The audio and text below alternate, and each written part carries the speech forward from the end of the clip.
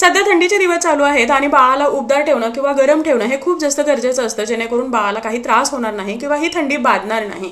एका न्यू मॉमचा मला नुकताच मेसेज आला होता की बाळाच्या रूममध्ये रात्रभर जर हीटर लावून ठेवला तर त्यामुळे बाळाला काही त्रास होईल का, किंवा हा हीटर बाळाला त्रासदायक ठरू नये यासाठी कोणकोणत्या गोष्टी वापरणं गरजेचं आहे, काय टिप्स फॉलो करणं गरजेचं आहे, किंवा कोणता असा बेस्ट हीटर आहे की ज्यामुळे बाळाला कसलाही त्रास होणार नाही. तर या व्हिडिओमध्ये आपण याबद्दलच सविस्तर माहिती पाहणार आहोत.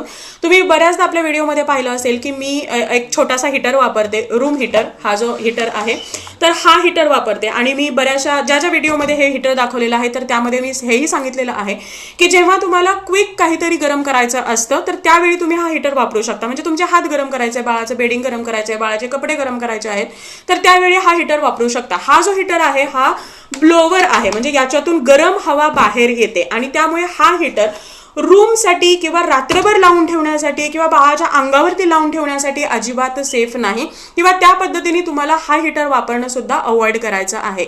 माझ्या घरामध्ये रूम हीटरसाठी मोठा ऑइल हीटर किंवा ज्याला रॅडिएटर म्हटलं जातं तर ते आहेत.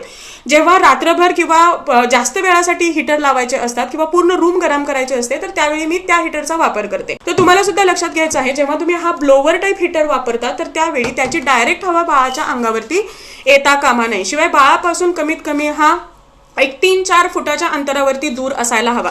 शिवाय अशी एअर जर डायरेक्टली बाळाच्या अंगावरती येत असेल तर बाळाचं जे टेम्परेचर आहे हे सडन चेंज होतं. शिवाय बाळाचं नाक खूप जास्त ड्राय होऊ शकतं, एअर खूप जास्त ड्राय होते, बाळाला कफ होण्याची शक्यता असते. त्यामुळे रूमसाठी वापरायचं असेल तर थोड्या वेळाने ऑन ऑफ करत तुम्हाला हा हीटर वापरायचा आहे.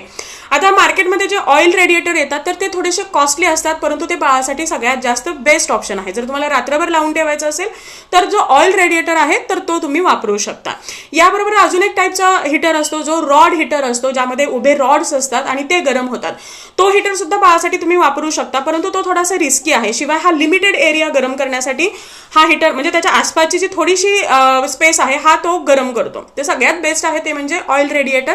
पण जरी तुम्हाला तो यूज करायचा नसेल आणि हा जो काही ब्लोवर आहे हा जरी यूज करायचा असेल तरी काही हरकत नाही. फक्त हा कंटिन्यू यूज करू नका, बाळाच्या अंगावरती याची एअर येऊ देऊ नका. जेव्हा तुम्ही हीटर वापरता तर त्यावेळी बाळाला त्यानुसार ड्रेसिंग करणं सुद्धा गरजेचं आहे, जेणेकरून रात्री बाळ हा ओव्हरहीट होणार नाही, बाळाला फीवर येणार नाही किंवा त्याचा वेगळा त्रास बाळाला होणार नाही. आणि ज्या रूम मध्ये तुम्ही हा हीटर यूज करता आहात तर त्या रूम मध्ये एखादं उघडं पाण्याचं जे काही पातेलं असेल किंवा बकेट आहे हे तुम्हाला ठेवून द्यायचे आहे, जेणेकरून हवेमधली जी आर्द्रता आहे ही मेंटेन राहील. या सर्व हीटरच्या लिंक्स ज्या आहेत या मी टॅग केलेल्या आहेत, शॉर्ट व्हिडिओमध्ये तुम्हाला पाहायला मिळतील. आणि इंस्टाग्रामवरती पाहत असाल तर तुम्ही लिंक म्हणून टाईप करू शकता, मी त्या सर्व लिंक तुम्हाला प्रोव्हाइड करेन.